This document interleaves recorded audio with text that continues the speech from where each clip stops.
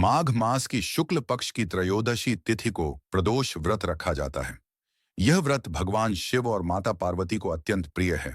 कहा जाता है कि इस दिन सायंकाल प्रदोष काल में भोलेनाथ की पूजा करने से जीवन के सभी कष्ट दूर होते हैं और मनोकामनाएं पूर्ण होती हैं। कथा प्राचीन समय की बात है। एक नगर में एक अत्यंत निर्धन ब्राह्मण रहता था। वह शिव भक्त था, लेकिन गरीबी के कारण अपने परिवार का पालन पोषण भी ठीक से नहीं कर पाता था। उसकी पत्नी भी शिव में अटूट श्रद्धा रखती थी। एक दिन किसी संत ने ब्राह्मण से कहा, यदि तुम प्रदोष व्रत श्रद्धा और नियम से करोगे तो भगवान शंकर अवश्य कृपा करेंगे। ब्राह्मण और उसकी पत्नी ने माघ मास की शुक्ल त्रयोदशी से प्रदोष व्रत प्रारंभ किया।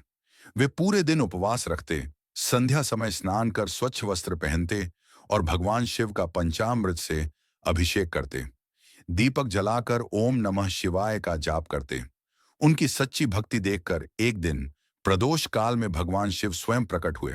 भोलेनाथ ने प्रसन्न होकर वरदान दिया, तुम्हारे सभी दुख समाप्त होंगे और तुम्हारा जीवन सुख समृद्धि से भर जाएगा।